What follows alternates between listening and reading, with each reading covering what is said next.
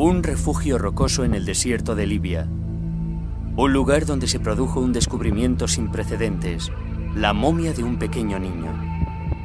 Hasta el momento del hallazgo, todo el mundo creía que los egipcios eran los precursores de la momificación en África, pero este descubrimiento condujo al doctor Sabino di Lernia y a su equipo a desarrollar una nueva teoría que pone en duda todo lo que creíamos saber sobre el antiguo Egipto. Los conocimientos sobre momificación no son originarios de Egipto, sino que provienen de otro lugar, otra cultura, de otra parte de África occidental. ¿Quiénes eran? ¿De dónde venían? ¿Cómo lograron alcanzar tan elevado nivel en técnicas de momificación en una época tan primitiva? ¿Un pueblo desconocido momificaba a sus muertos mucho antes de que lo hicieran los egipcios?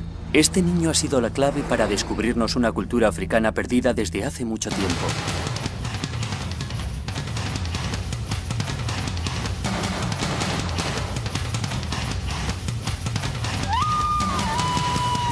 Momias negras.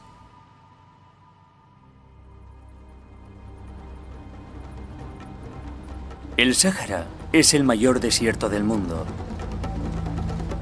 Es también uno de los lugares más calurosos del planeta y también uno de los más lejanos.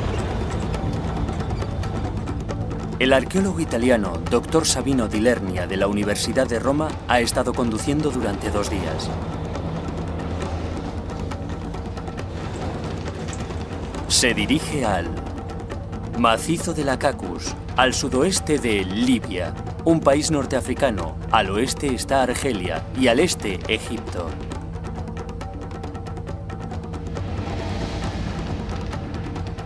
Este inhóspito lugar, inhabitable para casi todos los humanos, excepto por un grupo de tuaregs nómadas, fue hace mucho tiempo el hogar de una familia que momificó a su hijo. Año tras año, Sabino regresa a este magnífico entorno con la esperanza de descubrir sus secretos. Todo comenzó hace 40 años, con el descubrimiento de la momia de un pequeño niño, Juan Mahudhuch. El nombre le fue otorgado por el refugio rocoso en el que fue encontrado. Sabino y sus colegas han tardado varias décadas en revelar la totalidad del significado de este descubrimiento. Creo que el hallazgo de esta momia entre las rocas fue el inicio arqueológico y la reconstrucción histórica de las antiguas civilizaciones del Sáhara.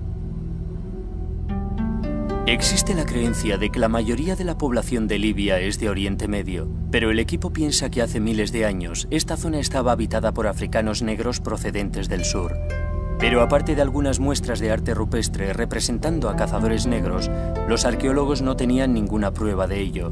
Con el hallazgo de la momia todo cambió. La importancia de la momia negra es inmensa. Tenemos la primera evidencia de que había gente negra en esta zona, lo cual ya suponíamos, pero no teníamos ninguna prueba de ello. Este era el comienzo de una extraordinaria búsqueda que acabaría descubriendo a una desconocida cultura africana.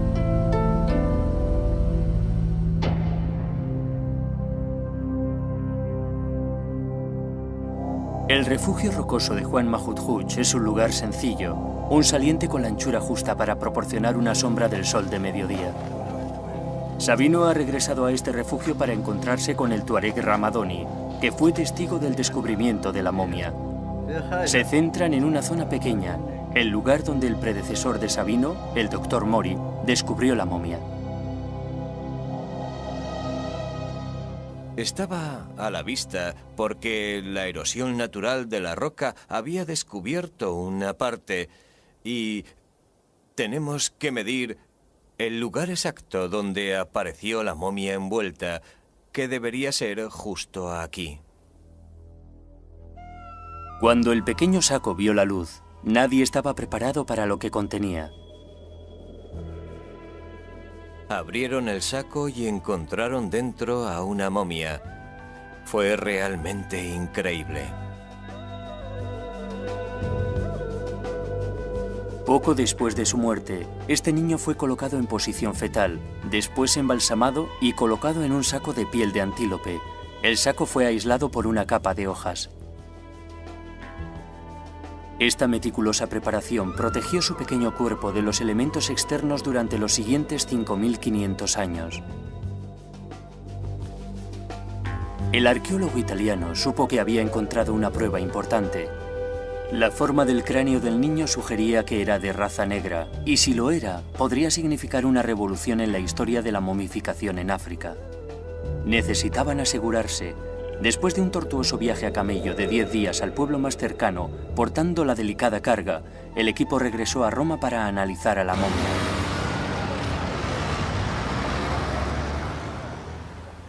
El doctor Giorgio Manzi de la Universidad de Roma es uno de los principales expertos del mundo en restos humanos de Libia, y su departamento alardea de poseer una impresionante colección de cráneos libios.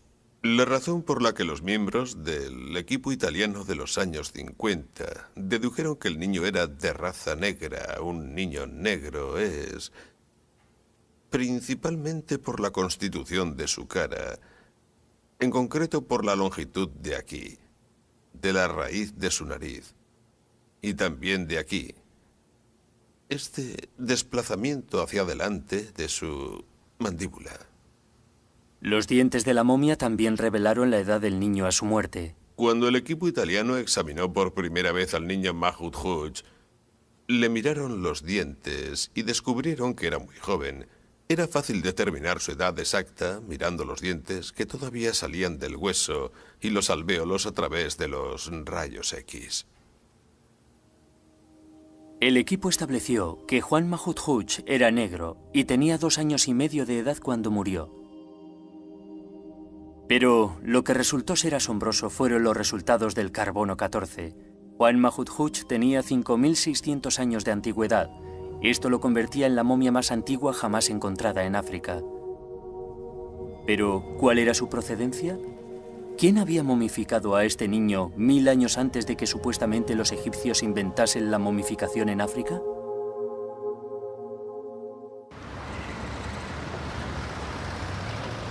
Los orígenes de Juan Mahmoud Hooch, la momia negra, eran un misterio. Para saber más sobre el niño, Sabino regresa al Museo de Trípoli, donde descansa la momia en la actualidad.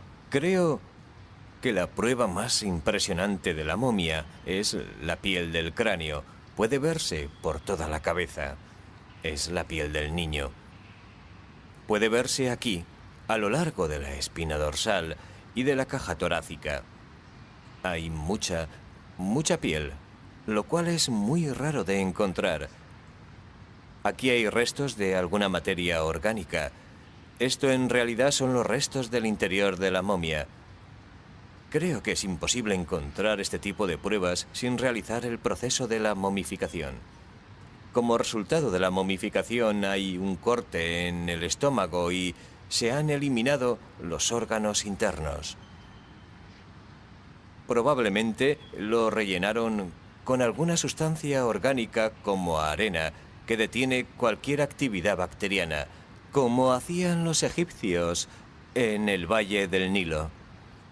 Lo que convierte a Juan Mahmoud Hooch en único es que es la momia eviscerada más antigua que se ha encontrado en África.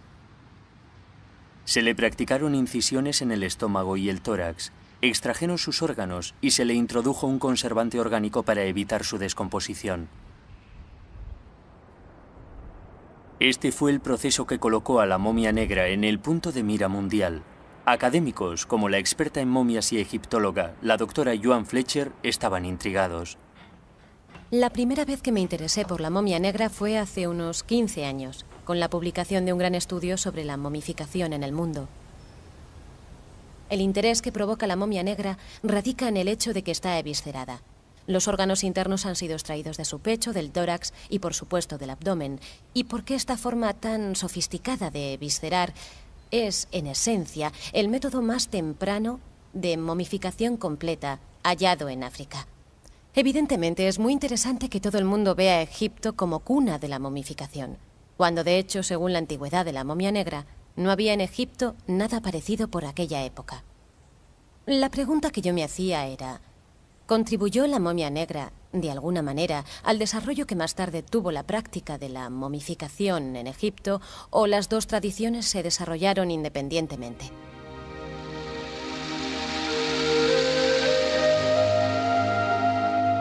La tradición popular nos indica que Egipto es la única civilización milenaria de África.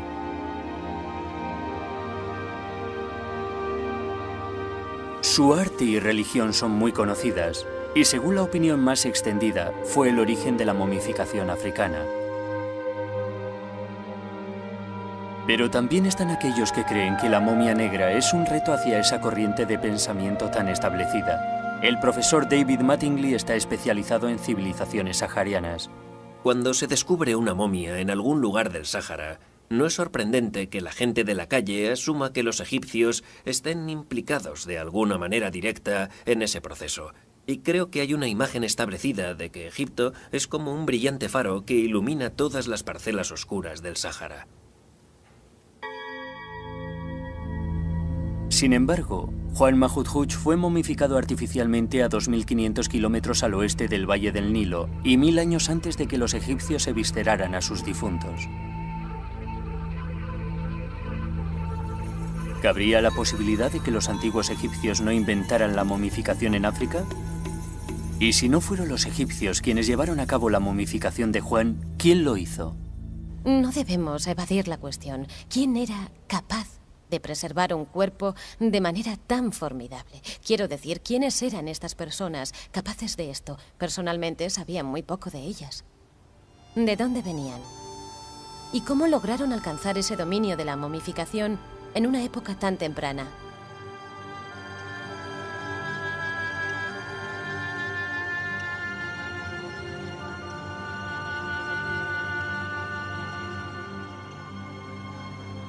Sabino di Lernia ha estado investigando sobre Juan Mahmud y su pueblo durante los últimos 12 años.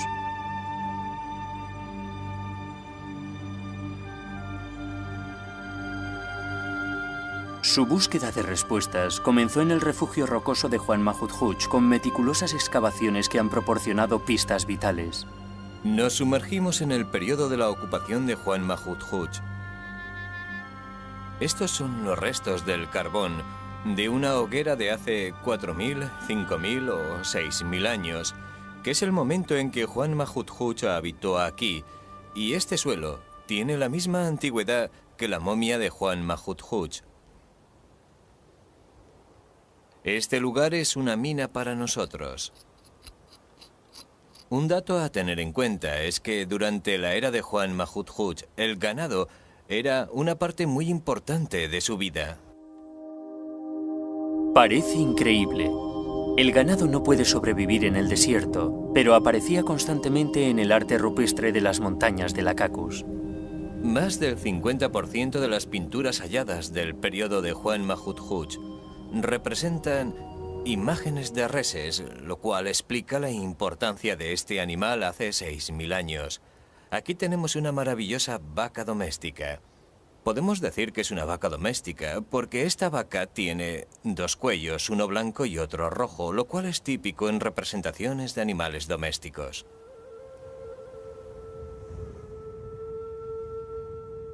Vacas y cabras. Es evidente que el pueblo de Juan Mahmud se dedicaba al pastoreo, pero ¿cómo podían sobrevivir en este desierto? Los restos hallados de una simple planta proporcionaron la primera pista. El hogar de Juan Mahmud era hace años muy diferente. Encontramos restos de polen de la planta de tef existentes en la era de Juan Mahmud, hace más de 5.000 o 5.500 años. Estas plantas crecieron aquí, pero requieren una gran cantidad de agua.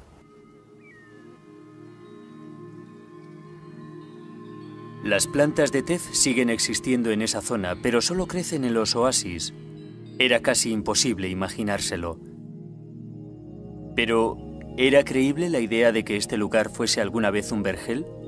Había llegado el momento de que los climatólogos proporcionaran algunas respuestas. 3, 2, 1, contacto.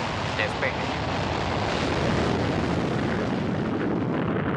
Uno de los satélites de la NASA atrajo la atención del Dr. Kevin White sobre el Sáhara. Ahora dirige a su equipo en la Universidad Inglesa de Reading y utiliza la última tecnología para estudiar los hábitats de la antigüedad. Los científicos de la NASA estaban observando imágenes de los desiertos occidentales como parte de sus estudios sobre la superficie de Marte por la semejanza que guardan.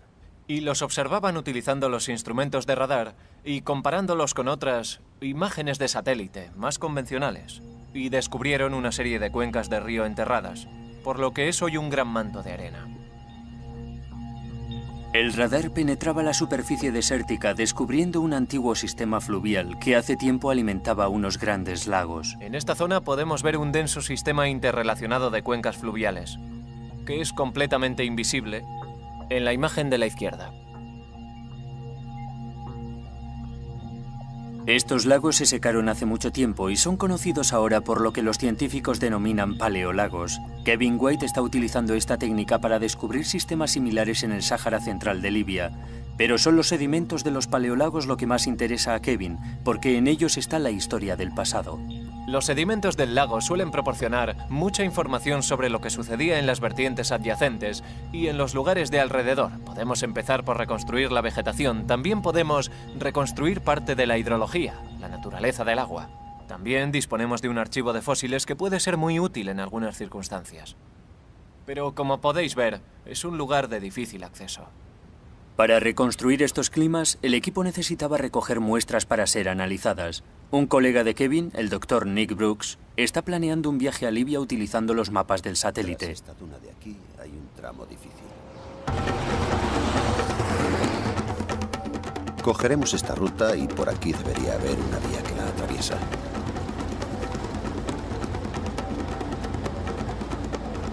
Esta superficie es fácil. Solo queda un tramo complicado, este de aquí. Y después alcanzaremos esta zona cruzando a través de esta vía, subiendo esta duna.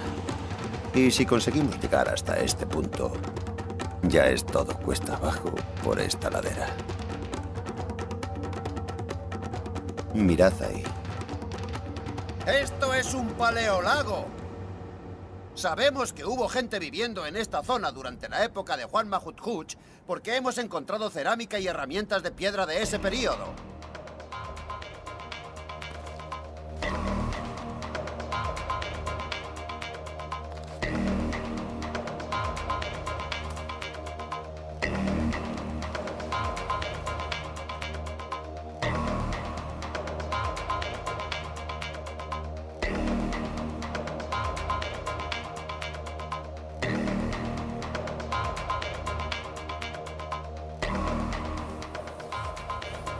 Lo que en realidad estoy buscando son restos orgánicos de los depósitos de los lagos para poder datarlos mediante la prueba del carbono 14. Podemos datar cosas como conchas o caracolas que creemos que vivieron en este supuesto entorno húmedo. Podemos encontrar huesos de animales como elefantes, rinocerontes y cocodrilos. Puede que incluso peces. Eso sería estupendo.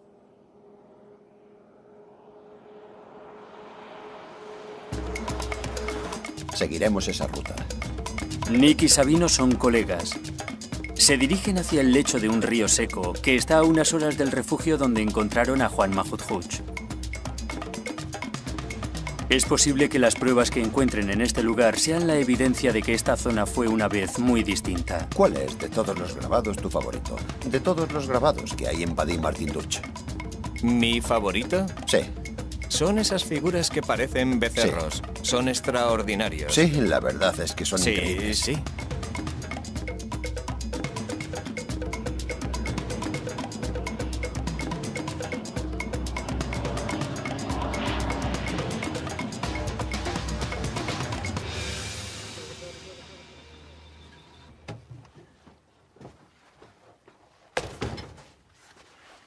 Martin Duch es uno de los yacimientos de arte rupestre más famosos de África.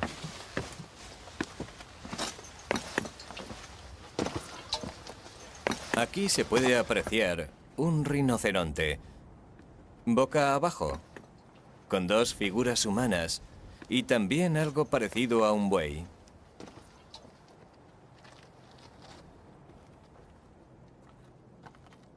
Hay muchos animales. Hay un elefante y 2 o 3 jirafas. Y hay muchos detalles. Sí, es bastante complejo. Está muy bien. La jirafa es impresionante. Es una pena que haya perdido el hocico, pero está muy lograda. Sí, y estos 3... Sí, por supuesto, son estupendos. Están esos que representan figuras de reses. Y mi favorito es aquel del rincón, que creo que es una obra maestra del arte rupestre, en la zona de Wadi Martin Duch. Mira, aquí abajo está el hocico de la jirafa. ¿De verdad? Sí, eso parece. Ah, sí, ya la Ahí veo. está. Sí, sí, No tienes podía estar razón. muy lejos. Es una figura enigmática. Sí. Todos los animales que están aquí representados viven solo en la sabana, pero fue en la siguiente talla donde encontraron la pista. Esta es una de las tallas de arte rupestre más famosas de Wadi Martin Dutch. Representa a un cocodrilo en un estilo libre, que creemos que es la forma más antigua de estilo en arte rupestre aquí en Wadi Martin Dutch. Es realmente espectacular. Sabemos que este tipo de animales como elefantes, jirafas y algunos de los grandes animales pueden vivir en entornos muy secos. Sí. Pero no tan áridos como este lugar está hoy en día. Sí. Esta era la prueba final. Esto fue la cuenca de un río. Seguro. Los cocodrilos no viven en sitios áridos. Desde luego. Observando los grabados en esta roca y utilizando nuestra imaginación, podemos especular con el aspecto que tenía este lugar y qué es lo que sucedía en él. Probablemente estaríamos de pie junto a la orilla de un río, que podría ser un río estacional o algo parecido. Puede que hubiese algunos hipopótamos en las zonas poco profundas. Este sería un lugar peligroso para nosotros, ya que habría cocodrilos que estarían acechándonos desde el agua. Habría muchos animales salvajes en este lugar. Es posible que hubiese elefantes en la orilla. En esa zona de ahí habría una sabana. Y yo he visto el grabado de un león, así que probablemente habría leones cazando gacelas y jirafas o lo que fuese. Y también habría personas cazando animales. Sí, sería un apacible panorama africano.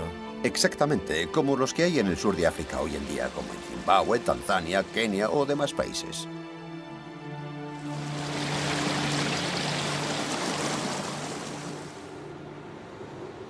En el Sáhara que conocemos hoy, ese jardín del Edén de la época de Juan Mahmud Hooch solo existe en nuestra imaginación.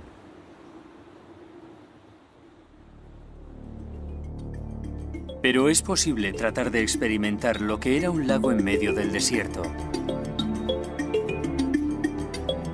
Gabarón es uno de los pocos oasis que quedan en el Sáhara y nos da una idea de lo que podía haber sido el entorno en tiempos de Juan Mahmud Hooch, la momia negra. Se parecería a esto. A la orilla del río crecen fósiles vivientes que nos transportan en el tiempo. Esta vegetación, Nick, es la misma que encontramos en el refugio rocoso de Juan Mahmud Hooch. Esos granos de polen que encontramos en las excavaciones, que tenían 5.500 años, es la misma vegetación que hay aquí. Eso significa que en tiempos de la momia de Juan Mahmud Hooch había este tipo de plantas o este tipo de entorno. Sí.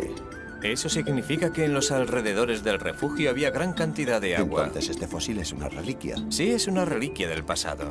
Sí.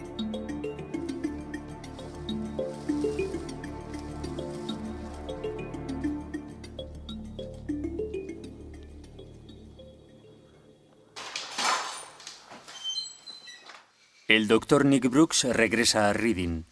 El análisis del clima en esa época le ha proporcionado a Kevin suficiente información para reproducir un modelo medioambiental de hace 10.000 años.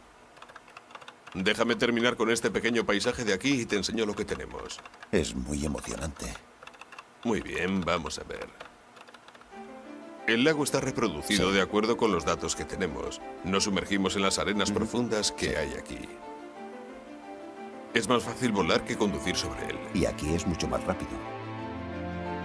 El modelo nos traslada del árido presente a los tiempos de Juan Mahmud Hooch, cuando el clima del Sáhara era totalmente distinto, cubriendo sus dunas con vegetación y convirtiendo sus valles en lagos.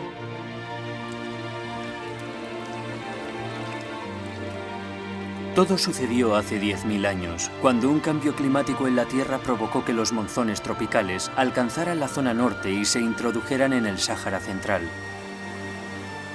Con estas lluvias llegaron los antepasados de Juan Mahmud Hooch. Hace 10.000 años, humanos de raza negra procedentes del sur siguieron el recorrido de los monzones y ocuparon la zona del Sáhara Central. Esto desembocó en la primera ocupación del Sáhara Central por gente de raza negra que se estableció en este área, en el macizo Akakus y sus alrededores. Y no fueron los únicos. Hace unos 7000 años llegaron al Sáhara Central algunos pueblos de Mesopotamia y Palestina e introdujeron su venado y sus cabras en el Sáhara Central.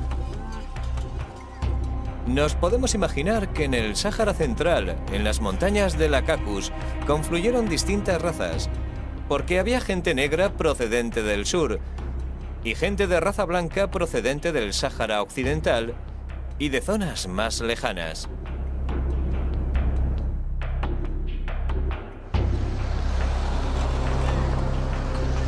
Hoy en día podemos apreciar en Libia el legado de esta mezcla. Cuando paseo por Libia, siempre me impresiona la increíble diversidad humana que uno se encuentra y que se refleja ampliamente en una zona, que es como un cruce de caminos, en donde Libia une al Mediterráneo con tierras del Sáhara. Libia ha sido un punto de encuentro de distintos pueblos a lo largo de toda la historia, pero es verdaderamente sorprendente ver que esa cualidad se remonta a tiempos tan lejanos, entremezclando a blancos del Mediterráneo con negros del Sáhara. Eso se aprecia claramente en este estudio del Sáhara Central. Esta diversidad étnica da explicación a algunas de las intrigantes imágenes de arte rupestre que Sabino no acababa de entender. Las caras de estas personas no eran negras como las de Juan Mahmud, sino blancas, como se puede comprobar mirando el perfil de esta cara y su fisonomía.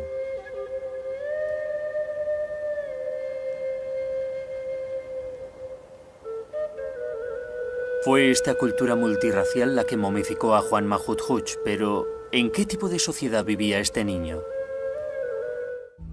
Una de las pistas importantes a seguir era el collar de cáscara de huevo de avestruz que la momia llevaba intacto cuando la descubrieron. Todavía conservamos algunas de las piezas de ese collar de huevo de avestruz. En las civilizaciones antiguas, la inclusión de bienes sepulcrales indicaba la realización de un ritual y ceremonia, y el proceso de momificación sugería algo más. A pesar de que Juan Mahmud es la única momia completamente sahariana que se ha encontrado jamás, probablemente este pueblo había estado momificando a sus difuntos durante cientos o miles de años antes de que este niño muriera. Lo que es interesante de la momia negra es la sofisticada forma de visceración que le practicaron. Estamos ante un muy elaborado proceso de momificación, que desde luego no pudo haber aparecido de repente. Evidentemente, las momias negras son el resultado de un desarrollo muy complejo que emplea técnicas altamente especializadas. ¿Momificaron a Juan Mahmud porque era alguien especial? Podemos decir que la familia de Juan Mahmud no era especialmente rica o poderosa. De hecho, este tipo de antigua sociedad era bastante igualitaria en su organización social. El hecho de que haya sido momificado un niño tan pequeño, empleando tanto cuidado y atención, nos sugiere que en esta sociedad no se juzgaba a sus individuos por sus logros o méritos personales. Por lo tanto, sus gentes momificaban a aquellos miembros de la sociedad que con frecuencia eran considerados los menos importantes, como por ejemplo los niños, con la esperanza de que volvieran a vivir una vida de ultratumba. Y creo que eso nos dice mucho de estas personas. Este acto conlleva mucha compasión y amor. Lo evidencia el deseo de que este proceso mantenga al niño difunto cerca de ellos para toda la eternidad. Pero fue la fecha en la que Juan Mahmud fue momificado la que planteó la cuestión. ¿Empezó la momificación africana aquí, en el Sáhara Central? Hemos comprobado que en este lugar vivían los que realizaron la momificación más antigua de África, de unos 5000 años de antigüedad, y que al menos es 1000 años más antigua que las momias egipcias. Esto quiere decir que el proceso de momificación, los conocimientos sobre la momificación, no nacieron en Egipto, y aquí tenemos las primeras pruebas. Es muy tentador sugerir que había algún tipo de movimiento o de corriente ideológica del Sáhara Central que se extendía hacia el Valle del Nilo. Es una conclusión muy tentadora, pero como arqueólogo necesito pruebas más fiables de ello. Sabino sabía que muchos de los descendientes de la momia negra habían sido obligados a emigrar del Sáhara Central solo 500 años después de su muerte. Los estudios climáticos confirman otro cambio medioambiental hace 5.000 años, devolviendo al Sáhara a su árido aspecto actual. De nuevo tenemos que imaginarnos que la era prehistórica estaba afectada por multitud de cambios climáticos, y los cambios climáticos tendían a ser muy calientes en esta parte de África. Hace 6.000 años, o puede que 5.000 años, hubo una crisis árida y la gente tuvo que emigrar. ¿Era entonces posible que el pueblo de Juan Mahudhuch emigrara al fértil valle del Nilo, llevando consigo los conocimientos sobre momificación? ¿O las dos tradiciones se desarrollaron independientemente?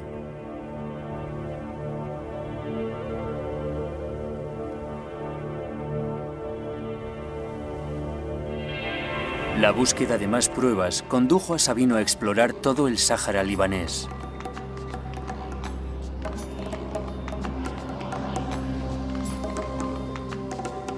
¿Existía una conexión entre esta cultura del Sáhara y las sociedades egipcias del Valle del Nilo? Y lo más intrigante era si había otras innovaciones procedentes del Sáhara que hubieran influido en el antiguo Egipto. La investigación llevó años, pero finalmente encontró la primera pista. Un montón de piedras aparentemente ordinarias que se extendían por una planicie llamada Mesak, a unos 100 kilómetros del refugio rocoso de Juan Mahudhuch. Fue como encontrar una aguja en un pajar.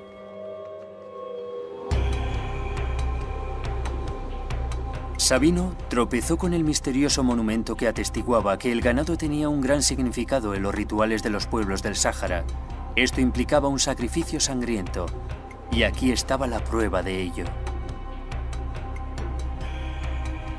Encontramos este grabado representando al venado, y cuando lo descubrí, algo me dijo que probablemente este monumento tenía algo que ver con el culto animal. Así que decidí excavar en este lugar y encontramos huesos de vacas y carbón. Era la primera prueba sólida, una prueba arqueológica de que existía un tipo de ritual conectado al culto del ganado.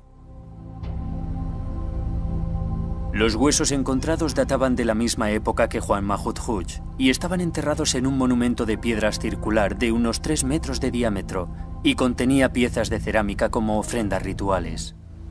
Los descubrimientos en Libia de las zonas rituales donde las culturas saharianas sacrificaban reses sagradas me recuerda a las prácticas que más tarde se darían en el Egipto faraónico, donde encontramos que el ganado era sacrificado en rituales dentro de los templos y era ofrecido a los dioses habitualmente en forma de ofrendas sagradas. Pero también se ofrecían en los cultos funerarios, cuando a las momias humanas se les daba finalmente sepultura. El momento álgido de un ritual funerario era cuando se ofrecía la pata delantera de una vaca al difunto. Y mientras todavía bombeaba sangre, se ponía en la boca de la momia con la intención de transferirle la vida que pudiese quedar palpitante en este miembro amputado. La intención de este ritual era transferir vida al difunto con la esperanza, el ardiente deseo de que esta persona pudiera vivir una vida después de la muerte. El ganado tenía la función de transmitir un poder sagrado, un conocimiento sagrado o, si lo prefiere, sagrada energía a los humanos muertos. Aquí se da lugar una relación simbiótica entre humanos y animales que está muy latente en el Egipto faraónico y que, como estamos viendo, también estaba muy latente en las culturas del Sáhara Occidental. Por lo tanto, el concepto egipcio de que los animales proporcionaban un puente entre los humanos y los dioses no era nuevo. De hecho, el culto a las reses ha estado presente en el Sáhara Central miles de años antes de que alcanzara su cenit en el Valle del Nilo. Es muy tentador sugerir que existe un tipo de relación entre esta evidencia cultural de gran relevancia sobre el culto al ganado en el Sáhara y el florecimiento del culto animal en la ideología egipcia. Creo que esto es bastante probable.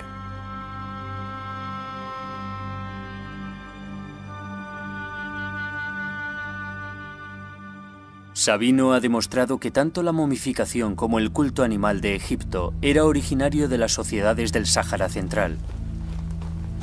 Posteriormente, en un curso de agua seco que estaba a unos 2 kilómetros de distancia de los monumentos al ganado, encontró algo todavía más determinante, una figura grabada con la cabeza de un animal. El detalle más impactante de este grabado es que lleva la máscara de un perro. Este tipo de personajes con máscara son de gran relevancia artística en la era Mesac. Podemos deducir la edad de este grabado por su color, que es muy oscuro, negro.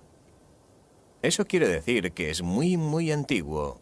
Lo que es verdaderamente revelador de la fecha de estos grabados es la presencia de figuras humanas que en este caso llevaban la máscara de un perro y que son mucho más antiguas que las que hemos encontrado en el Valle del Nilo. A pesar de que la materia orgánica que había en los surcos de los grabados ha sido fechado con el carbono 14 en 5600 años, Sabino cree que estos grabados pueden ser todavía 1000 años más antiguos. Encuentro muy interesante que estas figuras humanas con cabeza de animal existan fuera de Egipto en una fecha tan increíblemente temprana y que más tarde aparezcan en la cultura faraónica.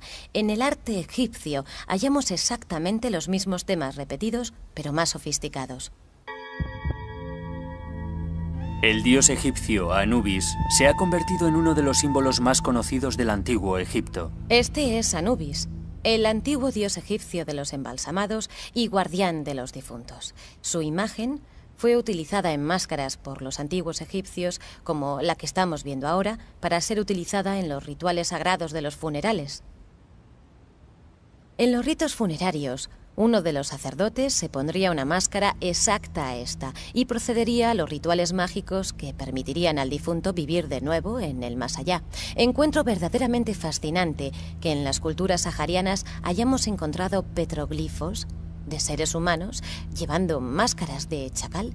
Son casi como las figuras con cabeza de perro, y esto por lo menos 1000 años antes de la aparición de Anubis en la mitología del antiguo Egipto. Por lo tanto, la aparición del culto animal y las representaciones humanas con cabeza animal en las sociedades del Sáhara Central se dieron lugar mucho antes de que lo hiciera en el Valle del Nilo. Pero ¿cómo pudo una pequeña y oscura sociedad tener tanta influencia? Los arqueólogos necesitaban saber si la cultura de Juan Mahmud se había extendido hacia el extremo sudoeste de Libia. La respuesta a esta pregunta estaba a 800 kilómetros al sur, lo que hoy en día es Nigeria. En los años 80, los arqueólogos franceses descubrieron cerámica, enterramientos humanos y arte rupestre que eran casi exactos a los encontrados en Libia por los italianos. Objetos similares fueron encontrados a lo largo del norte de África. Parecía que esta cultura se extendió mucho más de lo que nunca nadie había imaginado. Aquí está Trípoli. Aquí está el Cairo y el Nilo. Justo en el centro están las montañas del Caucaso.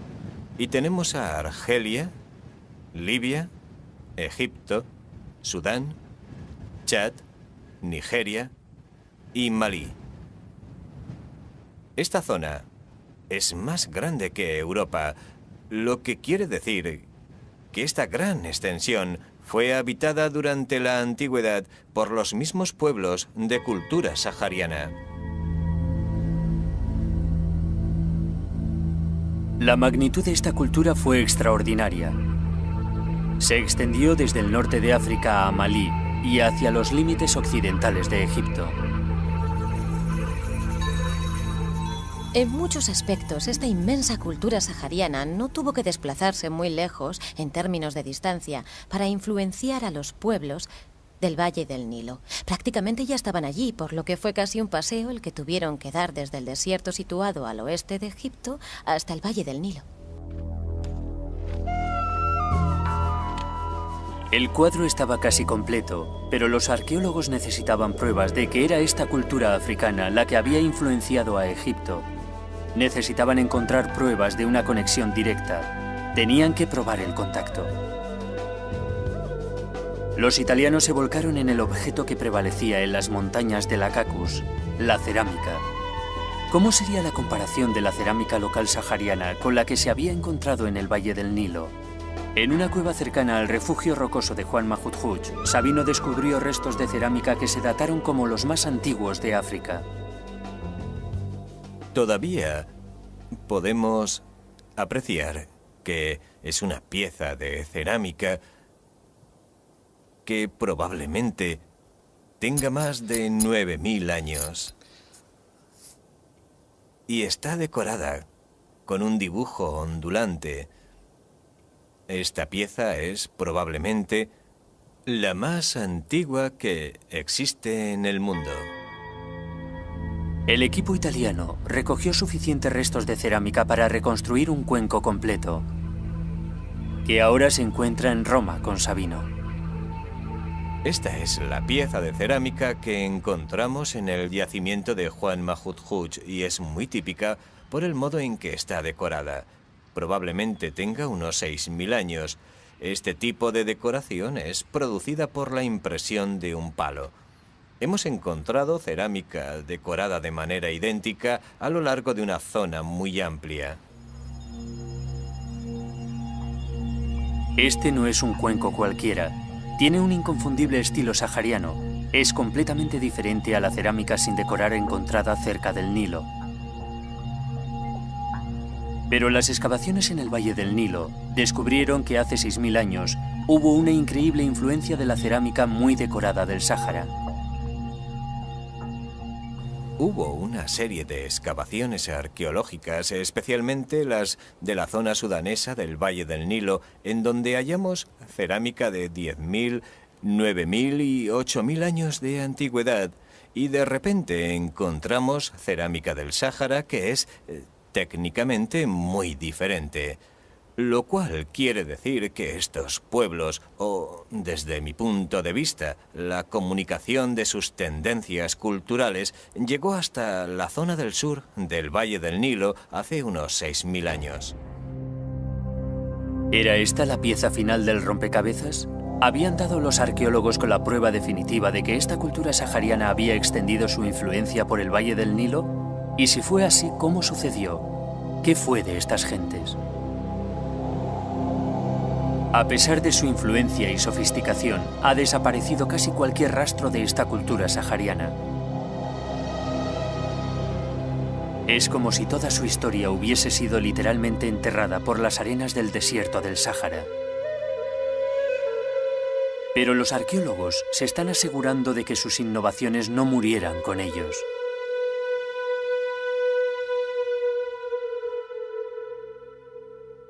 Se ha relacionado el patrimonio del antiguo Egipto en el Sáhara Central con multitud de influencias durante los últimos 10.000 años. Pero si retrocedemos en el tiempo, 8.000 años, encontramos un periodo en que esta influencia se expresa de una forma muy distinta que puede transformar el concepto que tenemos hoy en día. Si en lugar de pensar en Egipto como un gran faro que ilumina el desierto, tal vez deberíamos pensar en una cultura del desierto que proyecta pequeñas luces hacia un Egipto en ciernes en el Valle del Nilo. Esto jugaría un papel muy importante en la formación del antiguo Egipto. Yo creo que hay algunas tradiciones egipcias tempranas que fueron influenciadas por las tradiciones saharianas. Lo podemos comprobar en la técnica de la cerámica. Lo vemos en la forma de decoración utilizada en la cerámica y en la actividad artística, ya que la domesticación de los animales se inició en el Sáhara, no en el Valle del Nilo. Esto quiere decir que muchos de los conocimientos culturales del Sáhara se extendieron por gran parte del norte de África, incluyendo el Valle del Nilo. Encuentro extraordinariamente fascinante que esta civilización del Sáhara Central nos muestre las características que generalmente hemos asociado con la posterior cultura del Egipto de los faraones. La momificación es un buen ejemplo de ello. Desde luego hay una conexión entre las dos culturas. A la pregunta de quién llegó primero, a los egiptólogos nos gustaría pensar que fue Egipto, pero creo que mucha de la información obtenida sobre las culturas saharianas debería hacernos replantear las cosas.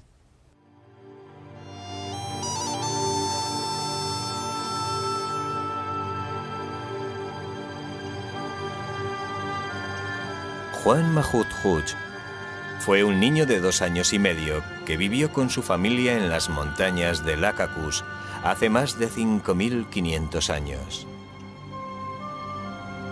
Vivió en una sabana fértil y próspera, pero aún así murió antes de alcanzar los 3 años. Su familia formó parte de una cultura que desarrolló rituales tan sofisticados como la momificación. A Juan Mahut Hooch se le dio un entierro espléndido.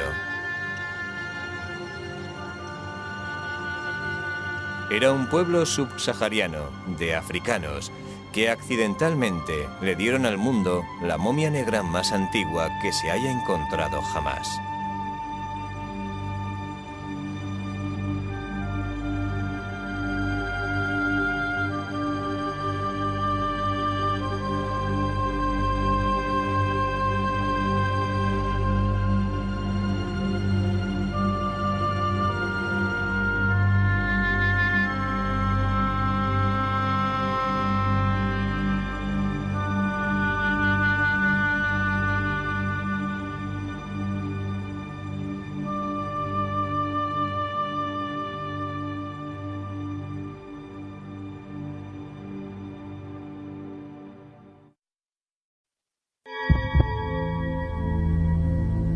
Un refugio rocoso en el desierto de Libia.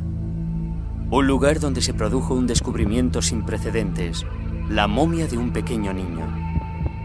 Hasta el momento del hallazgo, todo el mundo creía que los egipcios eran los precursores de la momificación en África, pero este descubrimiento condujo al doctor Sabino di Lernia y a su equipo a desarrollar una nueva teoría que pone en duda todo lo que creíamos saber sobre el antiguo Egipto. Los conocimientos sobre momificación no son originarios de Egipto, sino que provienen de otro lugar, otra cultura, de otra parte de África occidental. ¿Quiénes eran? ¿De dónde venían? ¿Cómo lograron alcanzar tan elevado nivel en técnicas de momificación en una época tan primitiva? ¿Un pueblo desconocido momificaba a sus muertos mucho antes de que lo hicieran los egipcios? Este niño ha sido la clave para descubrirnos una cultura africana perdida desde hace mucho tiempo.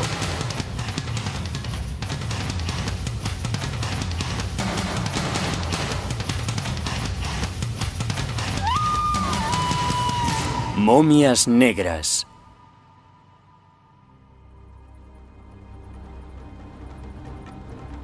El Sáhara es el mayor desierto del mundo. Es también uno de los lugares más calurosos del planeta y también uno de los más lejanos.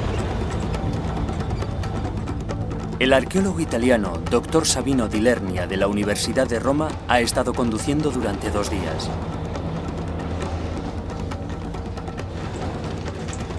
Se dirige al macizo de Lacacus, al sudoeste de Libia, un país norteafricano. Al oeste está Argelia y al este Egipto.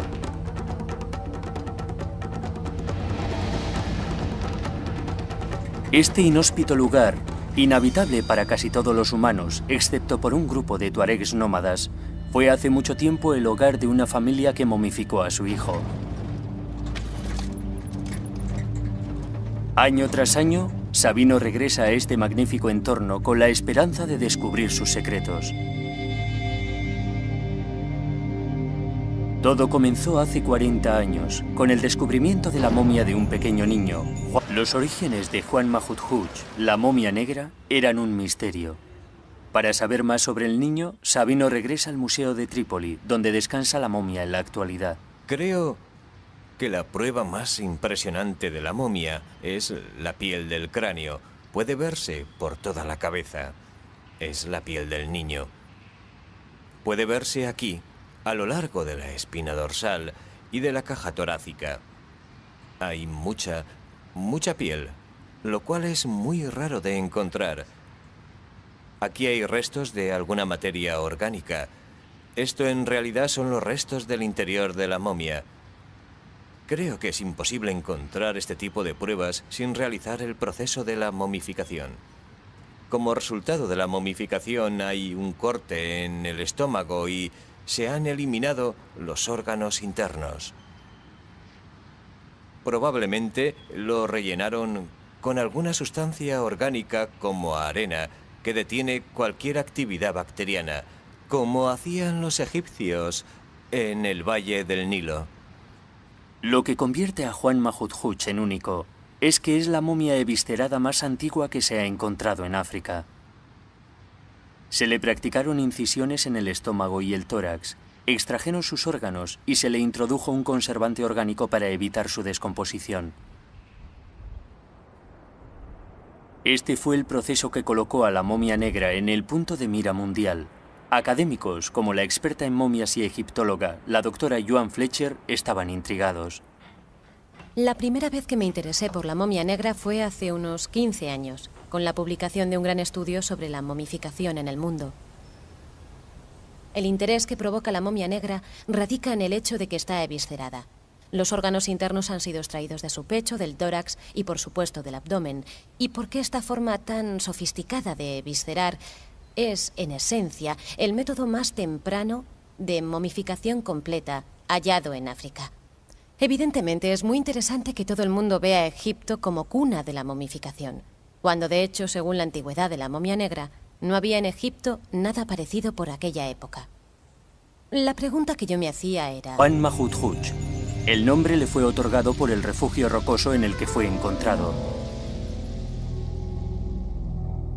Sabino y sus colegas han tardado varias décadas en revelar la totalidad del significado de este descubrimiento. Creo que el hallazgo de esta momia entre las rocas fue el inicio arqueológico y la reconstrucción histórica de las antiguas civilizaciones del Sáhara. Existe la creencia de que la mayoría de la población de Libia es de Oriente Medio, pero el equipo piensa que hace miles de años esta zona estaba habitada por africanos negros procedentes del sur. Pero aparte de algunas muestras de arte rupestre representando a cazadores negros, los arqueólogos no tenían ninguna prueba de ello. Con el hallazgo de la momia todo cambió. La importancia de la momia negra es inmensa. Tenemos la primera evidencia de que había gente negra en esta zona, lo cual ya suponíamos, pero no teníamos ninguna prueba de ello. Este era el comienzo de una extraordinaria búsqueda que acabaría descubriendo a una desconocida cultura africana.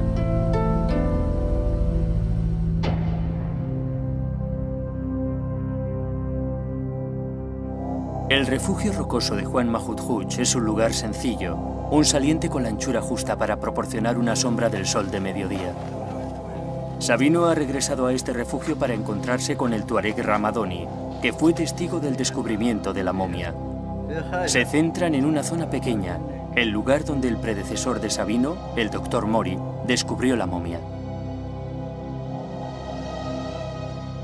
Estaba a la vista porque la erosión natural de la roca había descubierto una parte y tenemos que medir el lugar exacto donde apareció la momia envuelta, que debería ser justo aquí. Cuando el pequeño saco vio la luz, nadie estaba preparado para lo que contenía. Abrieron el saco y encontraron dentro a una momia. Fue realmente increíble. Poco después de su muerte, este niño fue colocado en posición fetal, después embalsamado y colocado en un saco de piel. ¿Contribuyó la momia negra, de alguna manera, al desarrollo que más tarde tuvo la práctica de la momificación en Egipto, o las dos tradiciones se desarrollaron independientemente?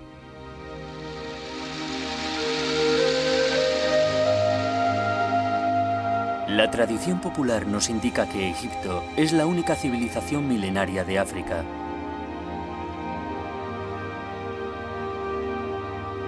Su arte y religión son muy conocidas, y según la opinión más extendida, fue el origen de la momificación africana.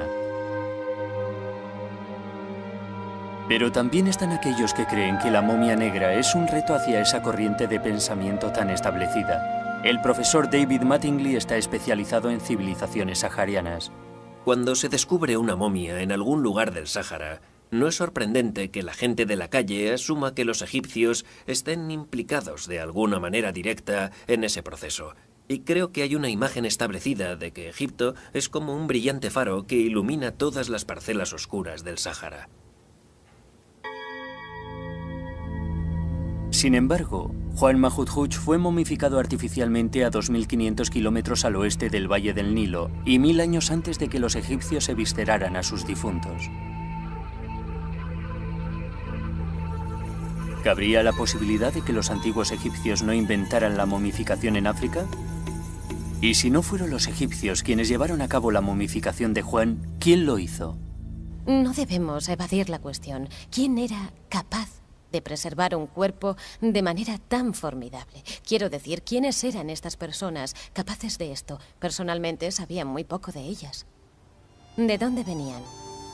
¿Y cómo lograron alcanzar ese dominio de la momificación en una época tan temprana?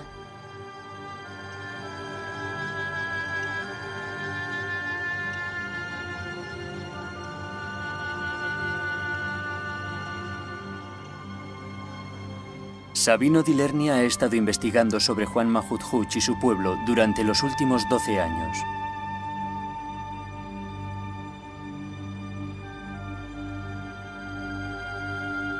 Su búsqueda de respuestas comenzó en el refugio rocoso y el de Antílope.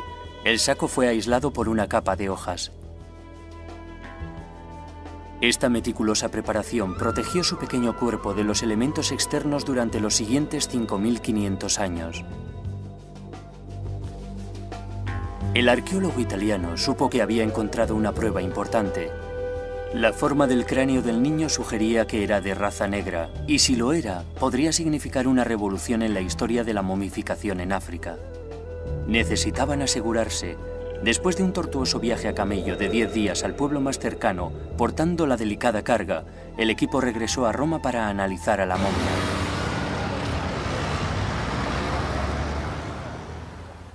El doctor Giorgio Manzi de la Universidad de Roma es uno de los principales expertos del mundo en restos humanos de Libia, y su departamento alardea de poseer una impresionante colección de cráneos libios. La razón por la que los miembros del equipo italiano de los años 50 dedujeron que el niño era de raza negra, un niño negro, es principalmente por la constitución de su cara, en concreto por la longitud de aquí, de la raíz de su nariz y también de aquí. Este desplazamiento hacia adelante de su mandíbula. Los dientes de la momia también revelaron la edad del niño a su muerte. Cuando el equipo italiano examinó por primera vez al niño Mahmud, le miraron los dientes y descubrieron que era muy joven. Era fácil determinar su edad exacta mirando los dientes que todavía salían del hueso y los alvéolos a través de los rayos X. El equipo estableció que Juan Mahmud era negro y tenía 2 años y medio de edad cuando murió. Pero lo que resultó ser asombroso fueron los resultados del carbono 14. Juan Mahmud tenía 5.600 años de antigüedad. Esto lo convertía en la momia más antigua jamás encontrada en África. Pero, ¿cuál era su procedencia? ¿Quién había momificado a este niño 1000 años antes de que supuestamente los egipcios inventasen la momificación en África?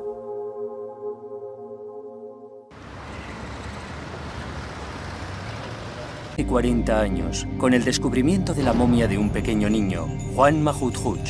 El nombre le fue otorgado por el refugio rocoso en el que fue encontrado. Sabino y sus colegas han tardado varias décadas en revelar la totalidad del significado de este descubrimiento. Creo que el hallazgo de esta momia entre las rocas fue el inicio arqueológico y la reconstrucción histórica de las antiguas civilizaciones del Sáhara. Existe la creencia de que la mayoría de la población de Libia es de Oriente Medio, pero el equipo piensa que hace miles de años esta zona estaba habitada por africanos negros procedentes del sur. Pero aparte de algunas muestras de arte rupestre representando a cazadores negros, los arqueólogos no tenían ninguna prueba de ello. Con el hallazgo de la momia todo cambió.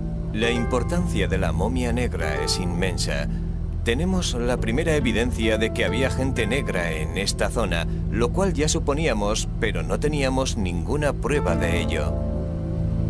Este era el comienzo de una extraordinaria búsqueda que acabaría descubriendo a una desconocida cultura africana.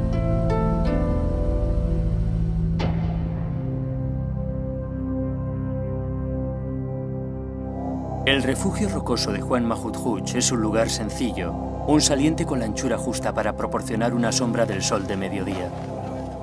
Sabino ha regresado a este refugio para encontrarse con el tuareg Ramadoni, que fue testigo del descubrimiento de la momia. Se centran en una zona pequeña, el lugar donde el predecesor de Sabino, el Dr. Mori, descubrió la momia. Estaba a la vista porque la erosión natural de la roca había descubierto una parte y tenemos que medir el lugar exacto donde apareció la momia envuelta, que debería ser justo aquí. Cuando el pequeño saco vio la luz, nadie estaba preparado para lo que contenía. Abrieron el saco y encontraron dentro a una momia. Fue realmente increíble.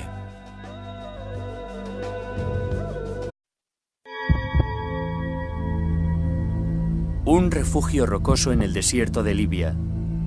Un lugar donde se produjo un descubrimiento sin precedentes, la momia de un pequeño niño.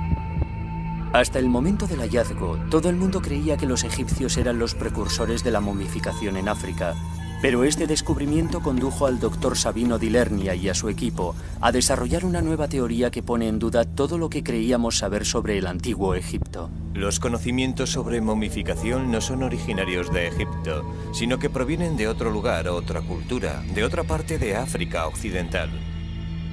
¿Quiénes eran? ¿De dónde venían? ¿Cómo lograron alcanzar tan elevado nivel en técnicas de momificación en una época tan primitiva? ¿Un pueblo desconocido momificaba a sus muertos mucho antes de que lo hicieran los egipcios? Este niño ha sido la clave para descubrirnos una cultura africana perdida desde hace mucho tiempo.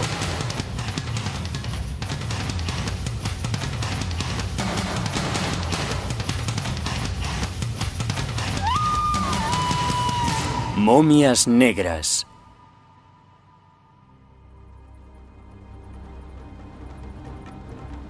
El Sáhara es el mayor desierto del mundo. Es también uno de los lugares más calurosos del planeta y también uno de los más lejanos. El arqueólogo italiano Dr. Sabino di Lernia de la Universidad de Roma ha estado conduciendo durante 2 días. Se dirige al macizo de la Cacus, al sudoeste de Libia, un país norteafricano. Al oeste está Argelia y al este Egipto.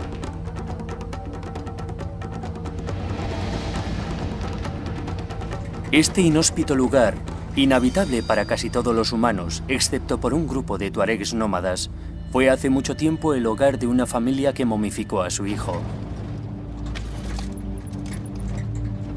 Año tras año, Sabino regresa a este magnífico entorno con la esperanza de descubrir sus secretos.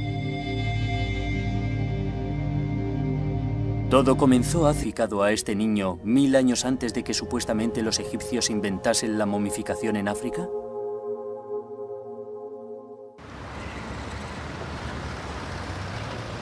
Los orígenes de Juan Mahudhuch, la momia negra, eran un misterio. Para saber más sobre el niño, Sabino regresa al Museo de Trípoli, donde descansa la momia en la actualidad.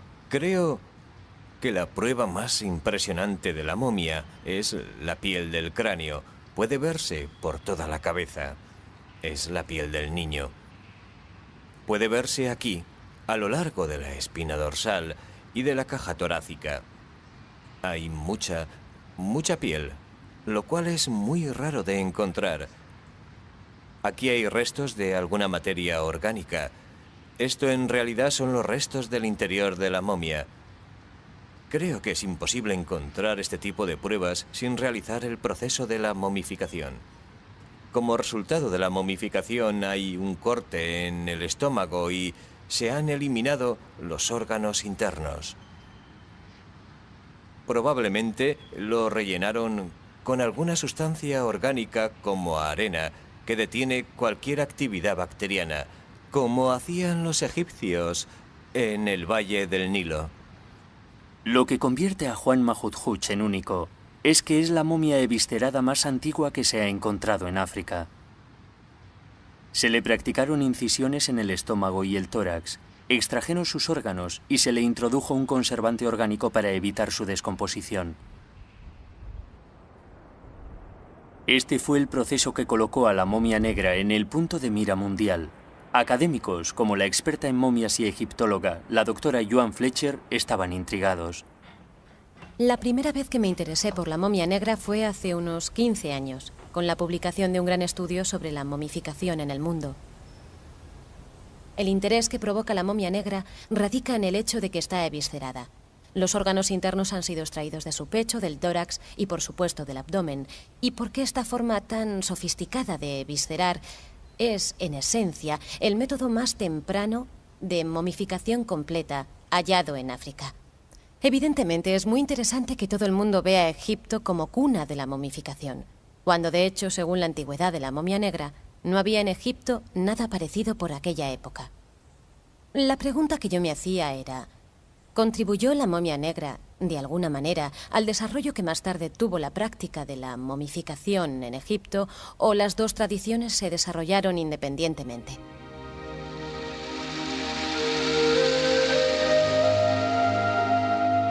La tradición popular nos indica que Egipto es la única civilización milenaria de África.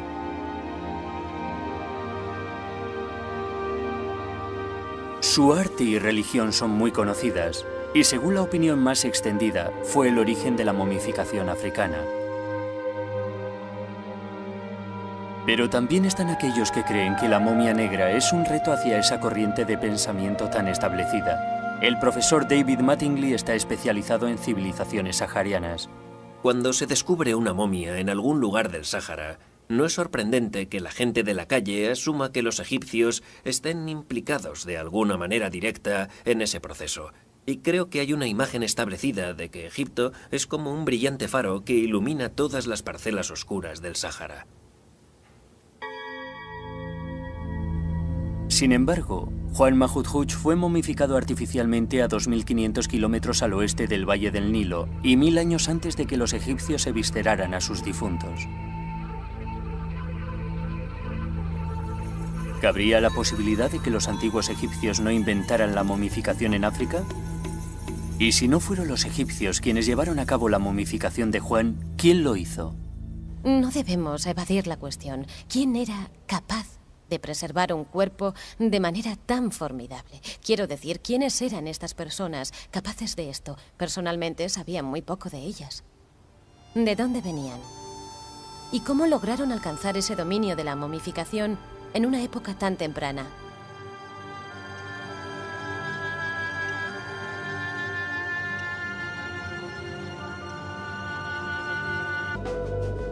Poco después de su muerte, este niño fue colocado en posición fetal, después embalsamado y colocado en un saco de piel de antílope. El saco fue aislado por una capa de hojas. Esta meticulosa preparación protegió su pequeño cuerpo de los elementos externos durante los siguientes 5.500 años. El arqueólogo italiano supo que había encontrado una prueba importante. La forma del cráneo del niño sugería que era de raza negra, y si lo era, podría significar una revolución en la historia de la momificación en África. Necesitaban asegurarse. Después de un tortuoso viaje a camello de 10 días al pueblo más cercano, portando la delicada carga, el equipo regresó a Roma para analizar a la momia.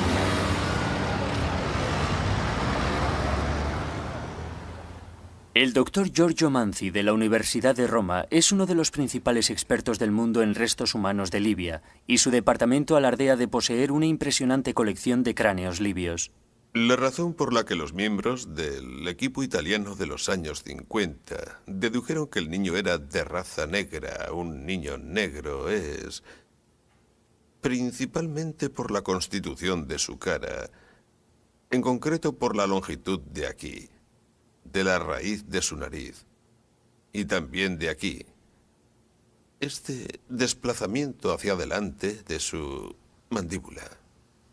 Los dientes de la momia también revelaron la edad del niño a su muerte. Cuando el equipo italiano examinó por primera vez al niño Mahmud, le miraron los dientes y descubrieron que era muy joven. Era fácil determinar su edad exacta mirando los dientes que todavía salían del hueso y los alvéolos a través de los rayos X. El equipo estableció que Juan Mahut era negro y tenía 2 años y medio de edad cuando murió. Pero lo que resultó ser asombroso fueron los resultados del carbono 14. Juan Mahut tenía 5.600 años de antigüedad. Esto lo convertía en la momia más antigua jamás encontrada en África. Pero, ¿cuál era su procedencia? ¿Quién había momificado?